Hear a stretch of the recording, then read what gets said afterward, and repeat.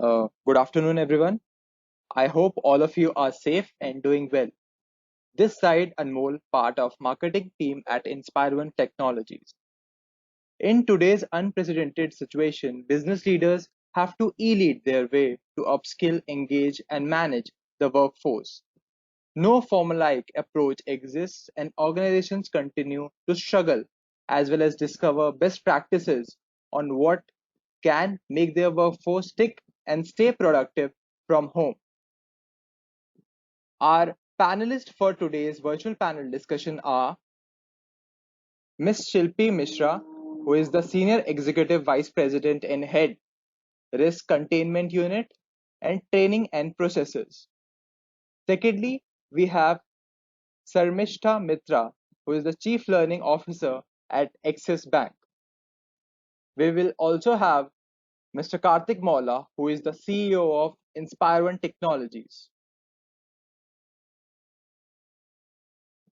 I welcome all the panelists and the attendees to the virtual panel discussion.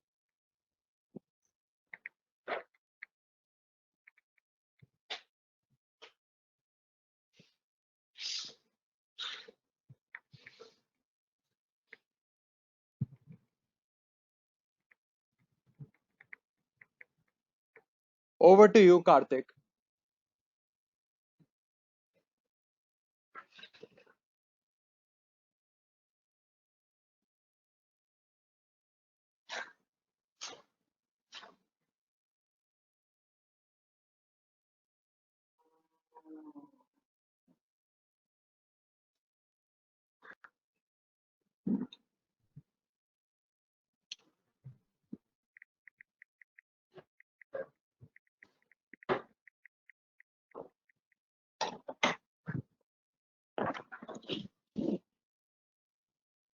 Karthik, 1 second. I think you are self-muted. So can you unmute yourself?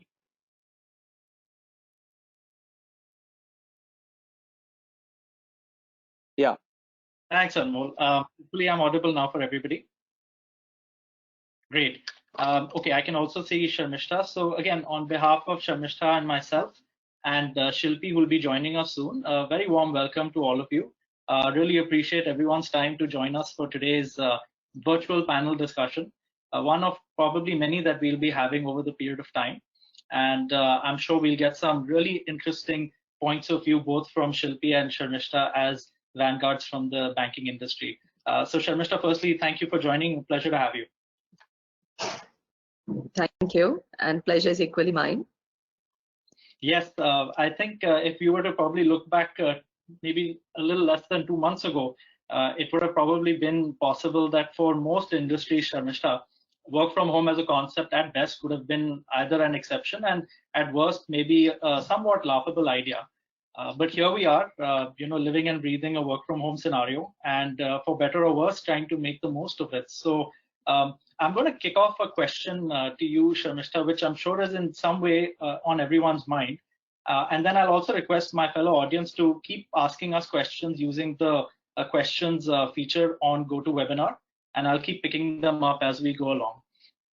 But Sharmishta, the first question is really a question of basic principles here about accessibility and availability. How do you define a regular work from home hour?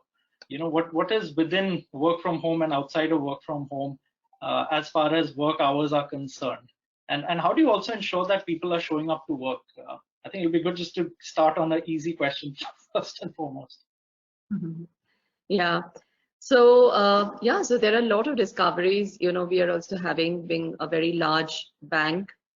So some of the ways, of course, as far as we are concerned right now, there are many teams in the bank which is really working 18/7, which is working 19/7, and people are really on the roll.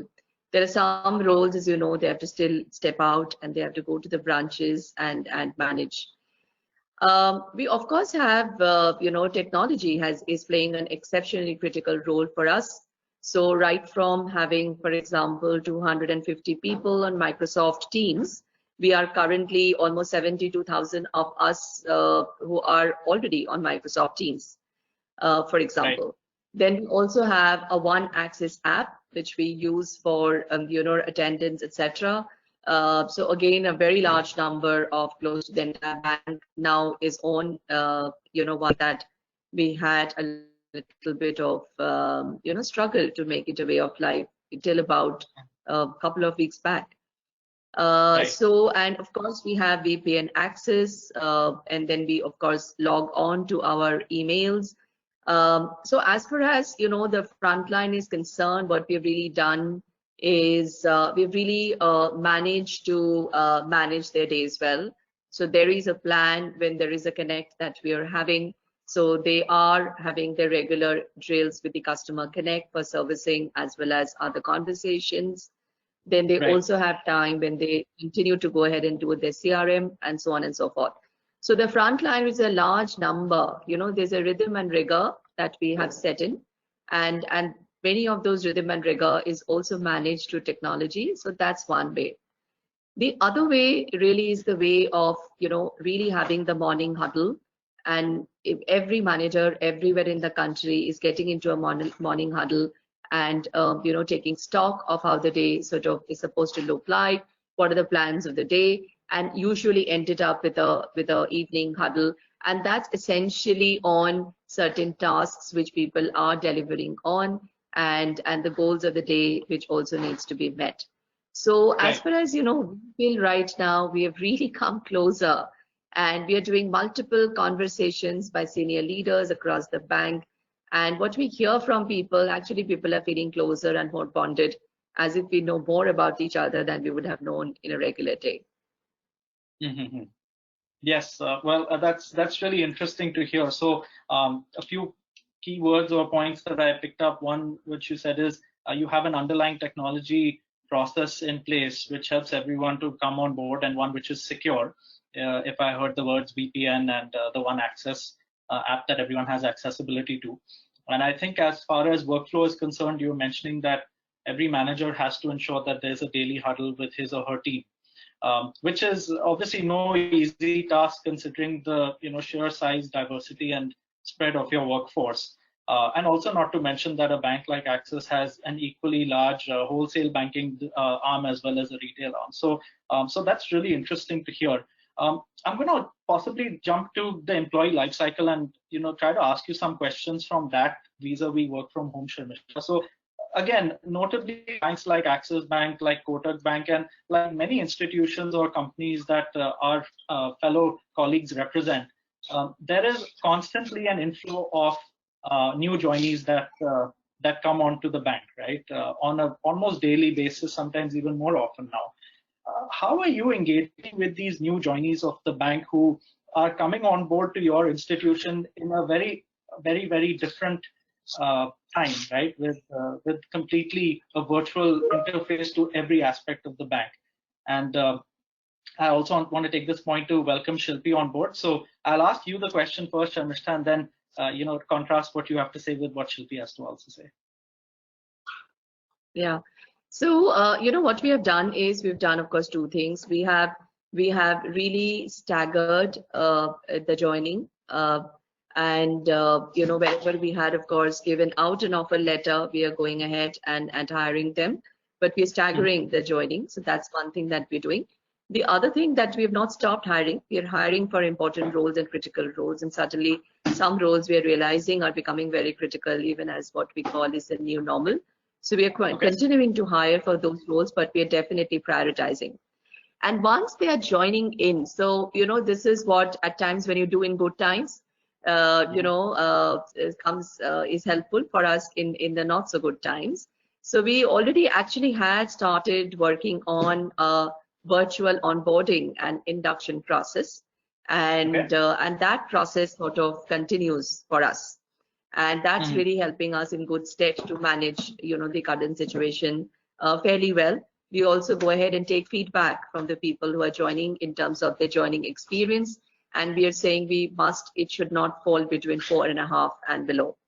The other few things that we are doing.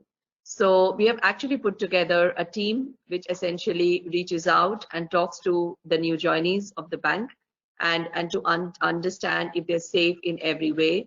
Some of the frontliners are also paying guests. Some of them also have their, staying away from family. So we have a reach out program, which we have institutionalized, and the HR, the line leaders and all actually reach out to people existing as well as new joinees as a special focus.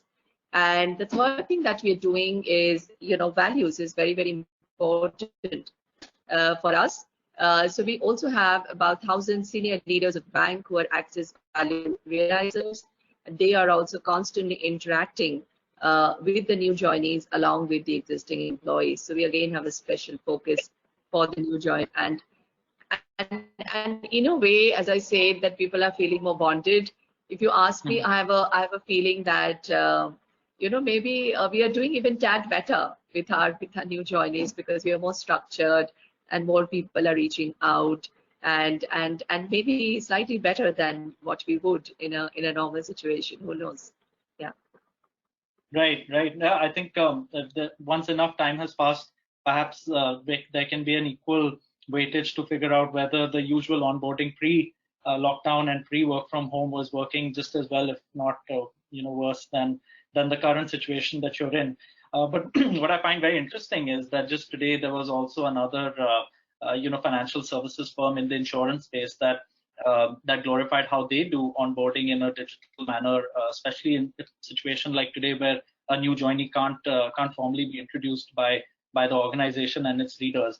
So very interesting points of view there, Sharmishta. I'm sure things for everyone over here to pick up. Shilpi, firstly, again, welcome. Good to have you amongst us. How does this compare with your views at Kotak Bank and what you are seeing in terms of best practices for onboarding new hires at this stage?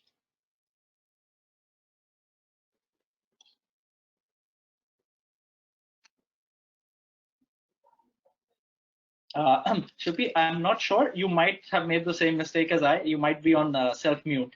So you might have to go to the panel and just unmute yourself. Yeah, all right. I think I've done that now. Thanks, Kante. Right, so onboarding continues for roles, and we are welcoming our new joinees from the work from home mode, and that has been effectively handled by HR. So people continue to join. We are engaging with them at the leadership level, similar to what Kanishta has just shared with all of us. So we are all sailing together in the same direction, and I think that's exciting times. It is giving us this opportunity as well to people in other roles in the work from home mode, because we have dedicated training hours that we spend with our existing employees as well as the new joinees. So I think there's a lot of structure to the entire flow for a new joining employees. Interesting. And on that note, if I can ask you to continue, Shilpi, I think in today's day and age, what a lot of leaders are struggling is trying to figure out just how A, engaged, and B, busy, if I can use that word, are is the workforce when it comes to dealing with and interacting with customers, especially now that everything is happening in a virtual environment.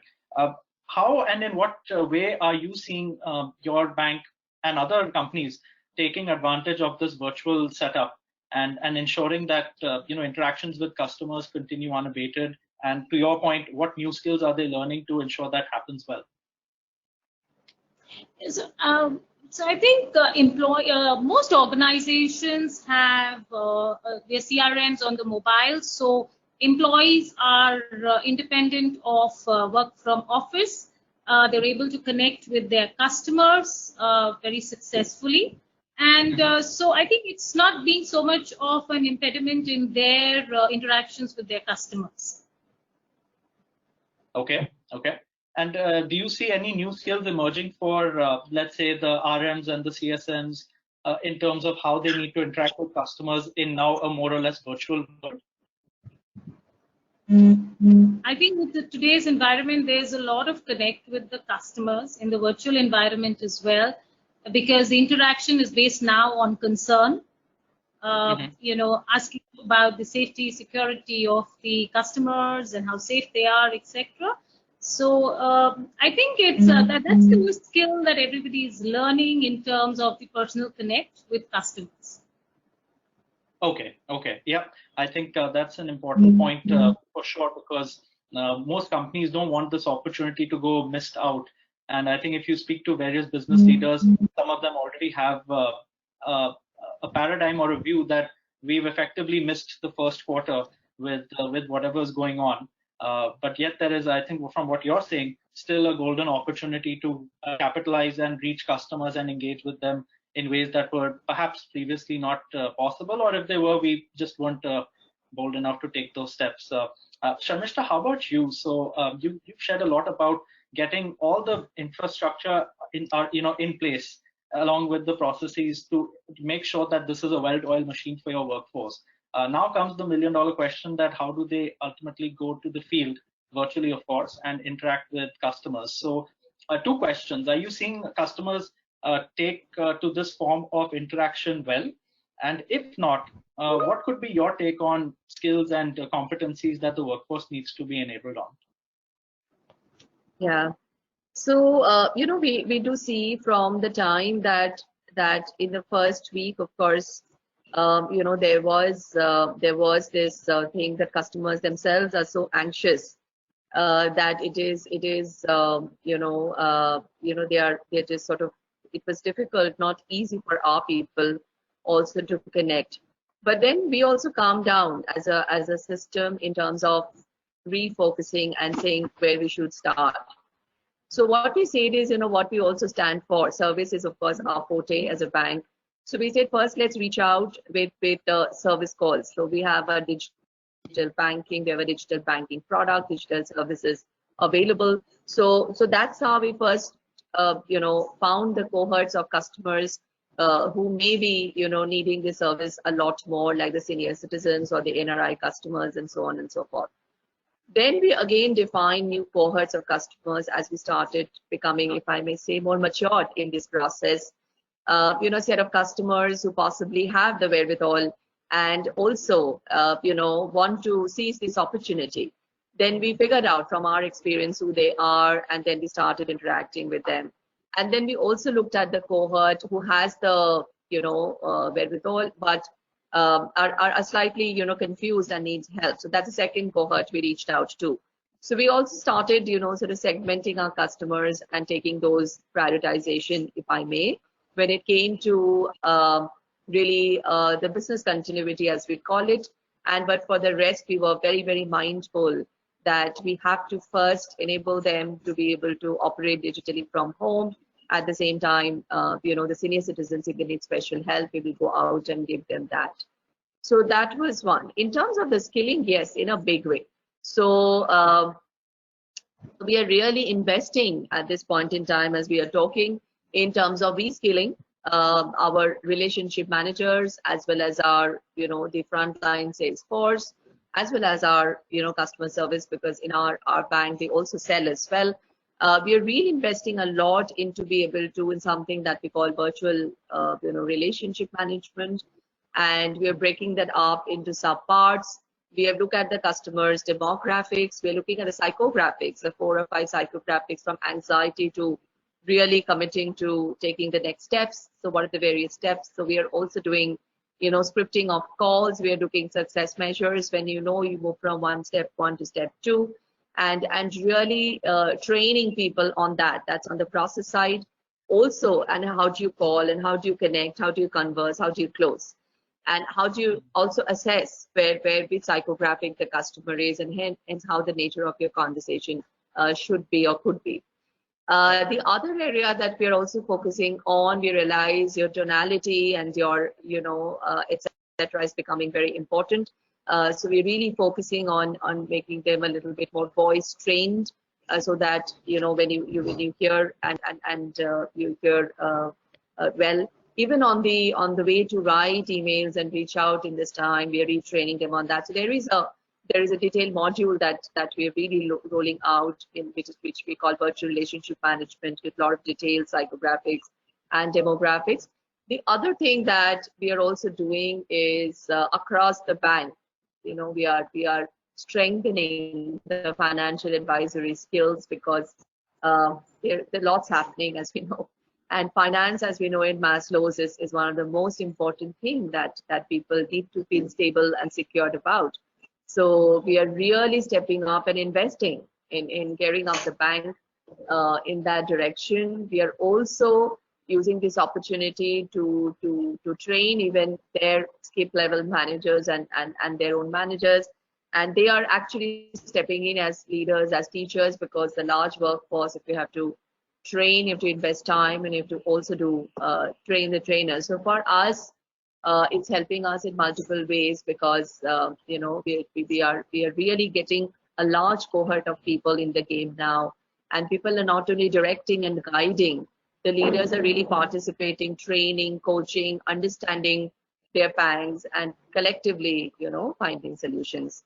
So yes, it's a great opportunity with digital banking, with virtual relationship management, as well as you know, leaders as teachers are some of the things, and financial advisory skills we are strengthening, or some, if I may, adding new skills.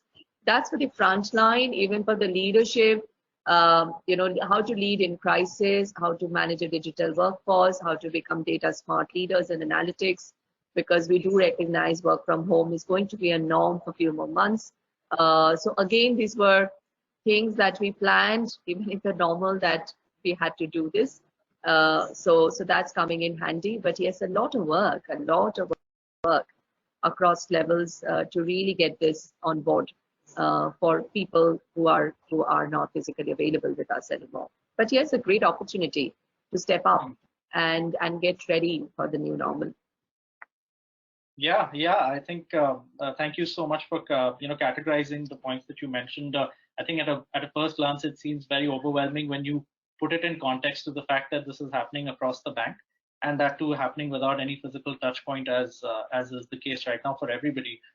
I think what's also reassuring, perhaps at a consumer level, is that both banks are doubling down on investing in reskilling, especially if you look at even financial advisory, which if the news of, let's say, yesterday and today on oil prices is anything to go by, is only going to lead to more shock and confusion for people in terms of where to park their wealth in the near term and in the middle term. So really interesting points there, Sharmishta and Shilpi. Thank you.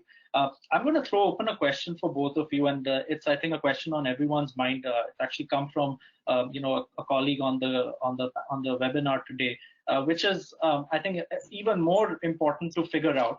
That in a work from home scenario, what are companies, and if you'd like your banks, doing to really manage performance and ensure that workforce productivity, if not decreases, at least plateaus to what it was during the pre-lockdown situation?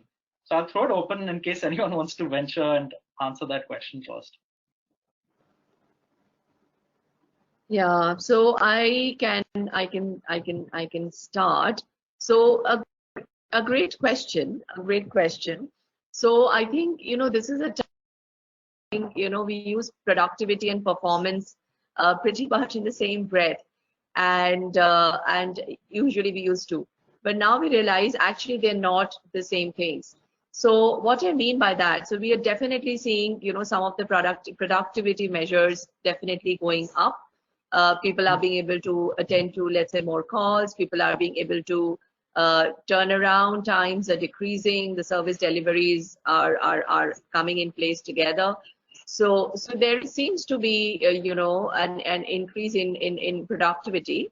However, you know, the same may not be true for performance if you really talk about business results, etc. So have we really rehashed what should our target be at this point in time, and to be able to measure that? Are we, you know, what should that right target be in terms of performance measures? So that's still work in progress. So a lot of work has started, but that's still work in progress. So performance, you know, it's very hard at this point in time to really comment on. Of course, what we are seeing is, you know, some definitely there are people and there are individuals who are rising to the occasion and either continuing to deliver, or there are new surprises in terms of people who are coming and delivering. But overall, you know, to be able to really say how well are we performing, because we don't even know what the measures are. But productivity, is something that is surely, is in a good place at this point in time. If I have to answer that, and that's because, like Shilpi also mentioned, the technology support, the learning, the upskilling, the leaders connect, and everything else is also helping. We have also launched an initiative called Stay Positive, where we also involve their families. So bringing all of these things, we are making them feel bonded and connected, feel the warmth and care. At the same time, putting a rhythm and rigor on a daily basis so that there is customer connect and also upskilling happening. So combination of various factors and the connectivity is helping people. Maybe on the productivity we are doing good, but on performance, really can't say. We are yet to announce what the performance benchmarks are and what are the expectations. So once that starts coming in, we will be able to answer that even better. Right. No, I think it's a very authentic input, I guess, because what I hear you say, Sharmishta, is that productivity-wise, you don't really see too much of a change. If anything, things are perhaps increasing month on month. But performance, like you're rightly saying, is also a lag, and hence you will really know the true picture a few months down the road. But there is no let up in either the bank's input as well as in the workforce of the bank in terms of still making it happen one way or another, which is, I think, really heartening for everyone to hear. Shilpi, what about from your perspective as a leader in the space? What would your advice to companies be in terms of managing performance, managing productivity when you can't unfortunately meet people face to face? What should we be doing? Actually, this is the time for us to explore new ways of connecting with our customers, and I'm sure all organizations are working towards in that direction. So it is about taking this is an opportunity. It's not a problem. So I think it's how you explore, and we have great support from technology. So explore, exploit technology, connect with your customers. Your customers are happy to engage with you because this is the now new norm. And this is the new normal, connecting with each other. So I think you will get companies and organization investing in technology will get favorable responses from customers as well, and that's the way to go. We've been just shown a new world of connecting with our customers, and we need to use this opportunity. Right. Do you also see on that note, Shilpi, a lot of education to take place on the customer end to get them up to speed on the same technology platforms as well? So one is getting the workforce attuned to it, but you see the same also now an imperative for companies to invest to get customers on board? Yeah, absolutely. But I think the customers are very much there. Yes, you may have a bit of a challenge on your senior citizen customers, but they are happy to engage even on the phone today. It's about how you get across the products to them, which there are ways and methods which companies are using now, banks, other institutions, to even get the product sales done through different segments of customers digitally. Right.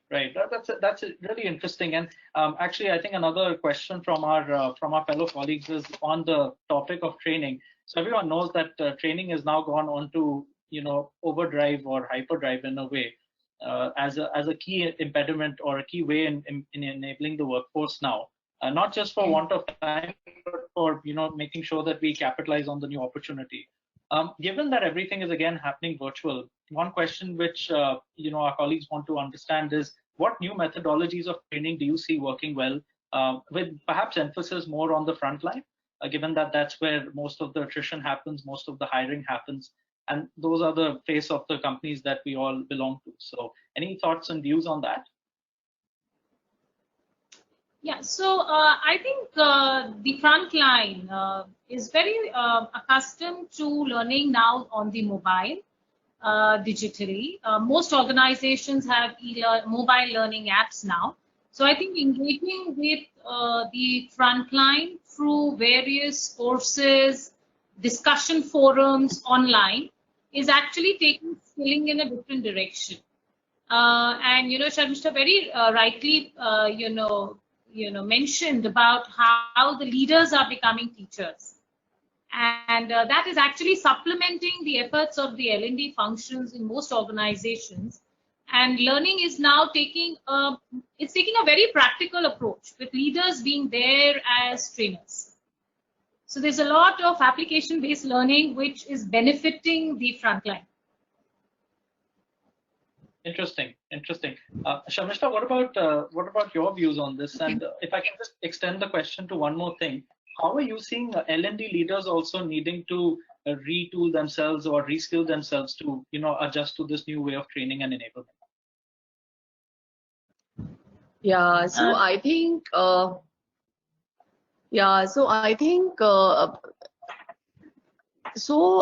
many things. So I think the most important thing that is being required of L&D leaders, as we also talk about it in our bank, little bit our internal banter.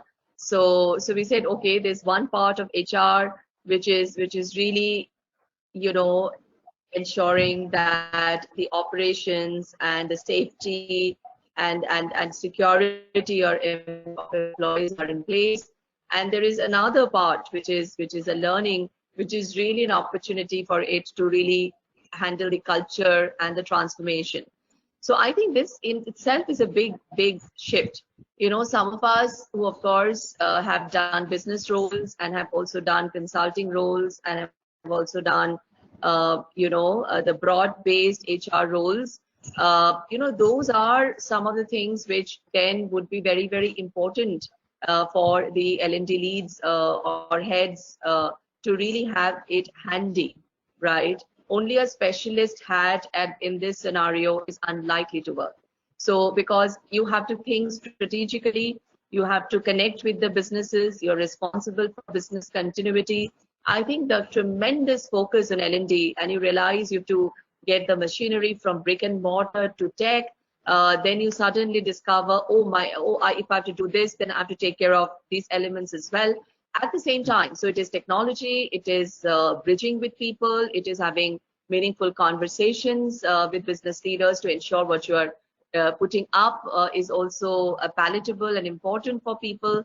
So I think so multiple skills, are right from strategic skill, thinking skills, to understanding business, to be able to influence, interpersonal skills, understanding tech, understanding digital content, getting our teams up to speed, your own leadership style. I mean, you are being challenged on every front at this point in time. And like Shilpi mentioned, again, it's a great opportunity to harness, to demonstrate if you have those skills and really serve the organization in these moments of crisis. Feel for your people, deliver for them, because you can see what the last mile needs.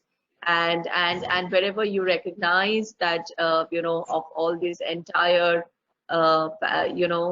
range of skills that is being called for, how do you really quickly adapt and change some of the styles and reskill yourself. So for example, I find myself spending my day on understanding Microsoft Teams, the nitty-gritties of it, the live events, how do you manage. I see myself doing many more things with my own hands despite having a larger team. I see myself getting much deeper to understand how do you and have more conversations with many people, that even how do you get even the learning management system work. I see myself interacting with my marketing teams to say, how do I communicate, reach to our customers and our people and help them to reach to our customers. I see myself having conversation with the communication teams to say, how do I communicate and manage whatever I'm promising I'm going to do.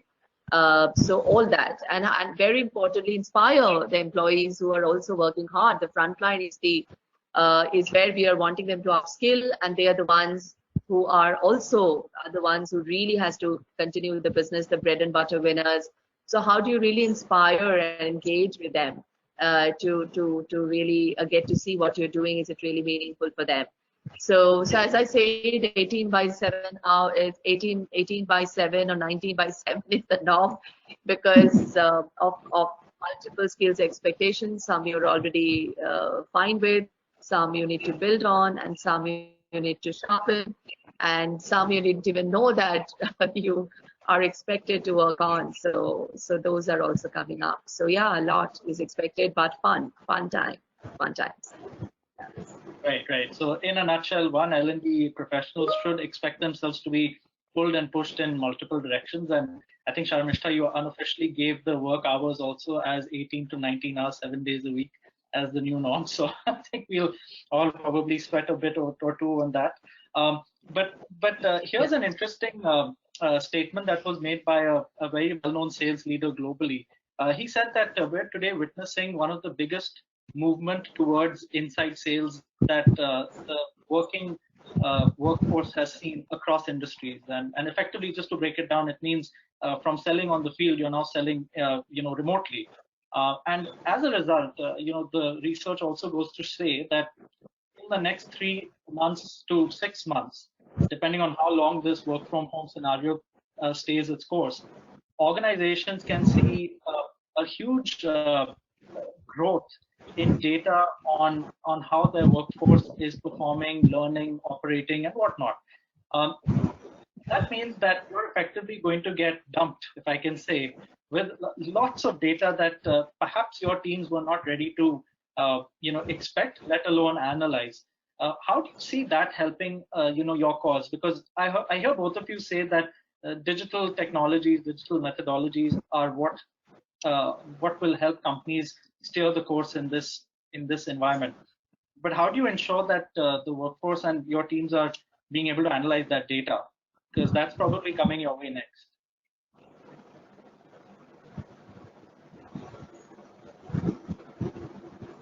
Yeah, Shilpi, you want to take that first? Because I just spoke so much. Yeah, so I think when one is receiving the data, it is being received to the extent that you need to receive, and you can.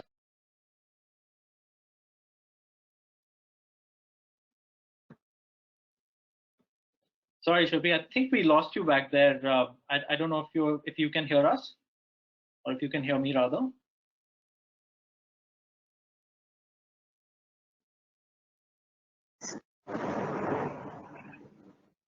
I think you're back online, Shilpi. Was I audible? Yes, you are audible now. Please carry on. All right. Yeah, so I said, I think, when you talk about data, everybody is getting that much that they can consume and hence and absorb. So I don't think there would be ever an overload of data or information. It's all about seeing the data maybe differently, and it is some time that they will take to adapt to. So luckily, humans adapt very fast. We are adapting in 30 days to this new way of work from home. We never thought that we would sometimes always challenge and say, no, how can that even work? It's so disturbing. But we've all found a method to it, and I'm sure the workforce will also find the method to the data, and analyzing and looking at it and understanding it and interpreting it. So it's all about how you get tuned to the new norm and to the new normal, which is something that all leaders are working on. Right. Thanks, Shilpika. Sharmishta, would you like to build on that or even counter? No, definitely nothing, nothing to counter. So, for example, to give a real life example, again, some of these things, I think most organizations which are very large in size had seen coming. So we had, for example, already requisitioned for a data scientist.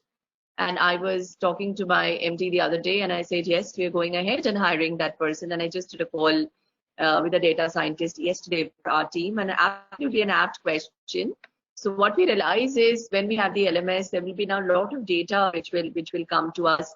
The next thing for us is to do a proper data warehousing and data modeling. And then the third is really to be able to use the AI and machine learning to make it count, for our people and for our employees. luckily for us, and I think this was even our earlier CEO, she had really looked at, analytics, or it's actually a business unit. And many of our business decisions in the growth phase of the bank really leveraged first data, from an analytical perspective. And then we also really looked at, is our strategy valid, or we need to look at certain things differently, so on and so forth. So now, since that's somewhat, a DNA of the bank, it's helping us, because the way we look at, so we say get some information from learning, then we get inputs from two more sources, the CRM as well as the BIU, as we call it, our analyst function, where they actually capture individual-wise data, whichever cut you want, be it on products, be it on targets, be it on delivery, be it on service, whichever. And then currently, we are really working on and using this time to really get our data modeling, organize the data well, to be able to then leverage data science tools and techniques to be able to do two things in the new normal and also currently, that what are those actions and behaviors and outcomes that we are seeing, whether it's in CRM or it's learning or in performance behaviors, which is helping people to perform better. Is there a pattern? And where are the strengths of individuals which we can leverage? And very importantly, what are the gaps which are emerging from these multiple sources? Because the analytics helps us to go down the last mile and the last at an individual level, and then pull it back to a little bit of hyper personalization wherever it is required, and or otherwise a cohort based or a personalized approach. So we do look at, what are the top products which is being sold at that point in time. We look at few other like 64 variables to be able to see, what really does it mean for an individual. To find that's all complex backend, but a simple front end.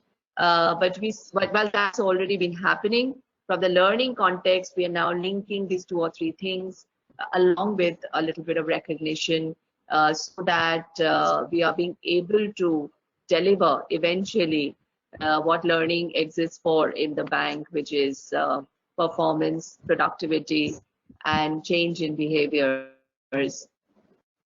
And analytics is a big one, and hence to summarize, I just had a chat, interview with data scientist, and putting that team in place right now.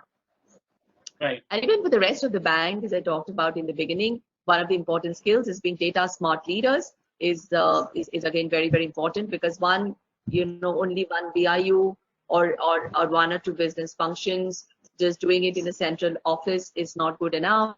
One needs to understand how to read, how to interpret, how to analyze, and how to take decisions and support some of the services even better, which is being provided to them, and also analyze what does their business need to do differently, which they need to then do to the world outside. So those really are important steps we recognize as a bank we need to take now. But this we are strengthening now over the next 2 to 3 months. Interesting. It's I think possibly past due that for a long time analytics in the HR space was more lip service than actual work, but now I think that's going to completely get overhauled in most organizations, given the wealth of data that is going to come their way. And I think Shilpi is also right in saying that you have to still have the skills and wherewithal to look at data as true data as opposed to noise, to also really come up with the right inferences. Okay, I have one last question which has come from the audience, which I think is also a question more on, what are the challenges that you're facing, which perhaps you feel organizations still don't have answers to, and is a work in progress in this work from home scenario.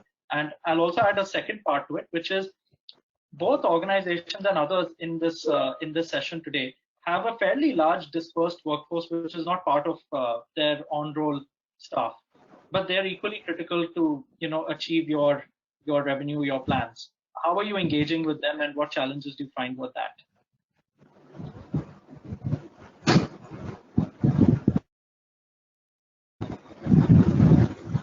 So I think the manual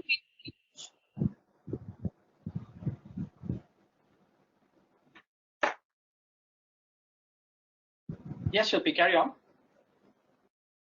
Yeah, so I said engagement is happening across, the board. It's, whether it's your own role or your outsourced people, engagement is happening as with every team member with the same intensity, right, and the same focus. So there is no discrimination there in terms of engagement. Challenges today continue to be adapting to this format of uh, and ensuring that your team stay motivated, engaged during this time, and continue to keep the focus on the deliverables that one has to achieve. That doesn't change. Mm-hmm. Okay.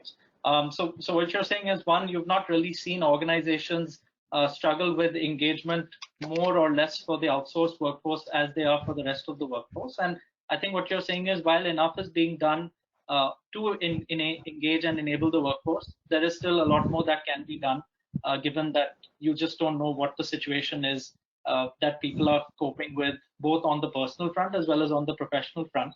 And more so because in work from home, the lines are blurring even more. Did I get that correct? Yeah, because we still don't know how long this is going to be. So there is an element of anxiety that everybody is, living each day with. And I think that's where the challenges are.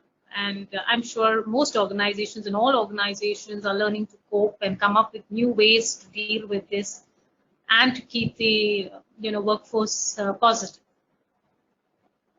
Right. So Shilpi, just one last point of view for you. How long is your view on, whether work from home will continue for the next quarter, or do you see this as a long-term shift in behavior for organizations to take note of? I think we'll have to take it day by day, Karthik.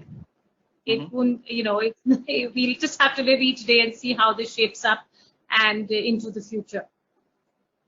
Right, right. I think we've just uncovered your risk profile as a prudent investor with that statement. So thanks, thanks, Shruti.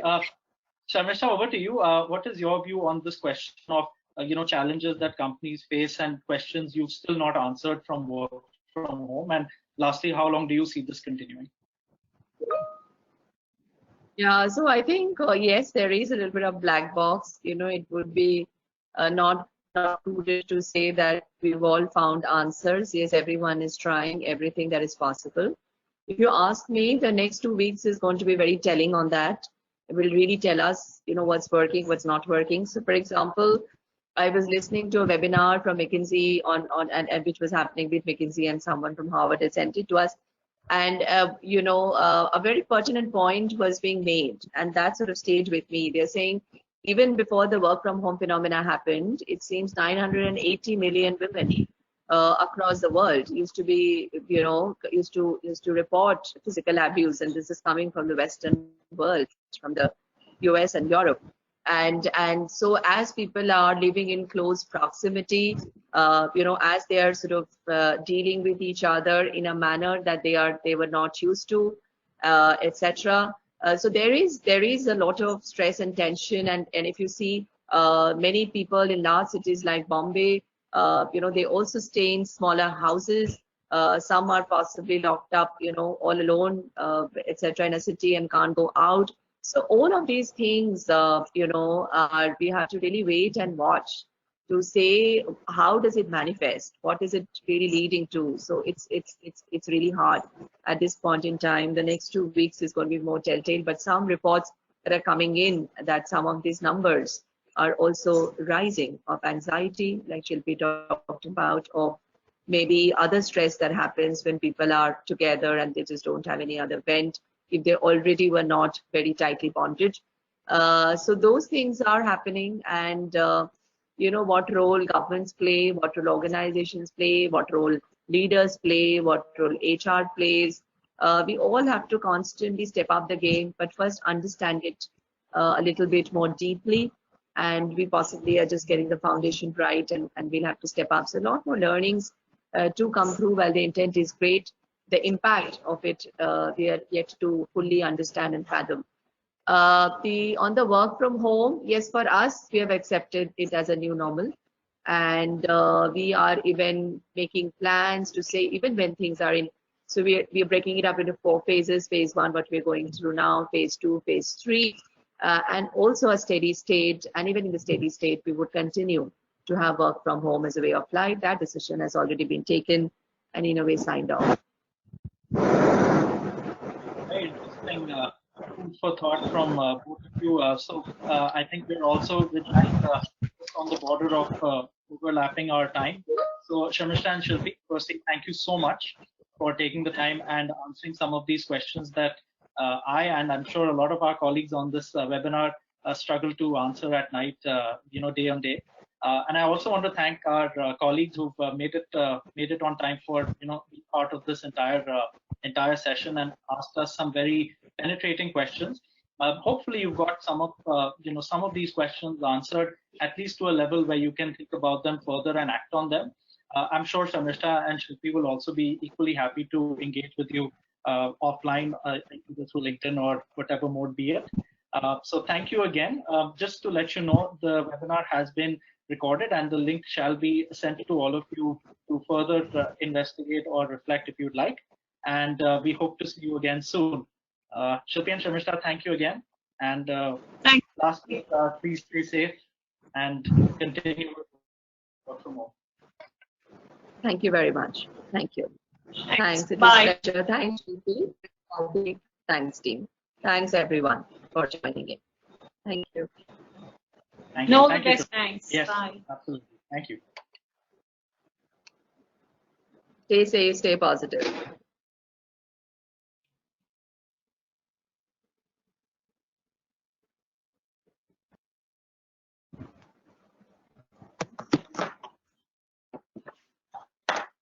বাবু, মামা, কি রে?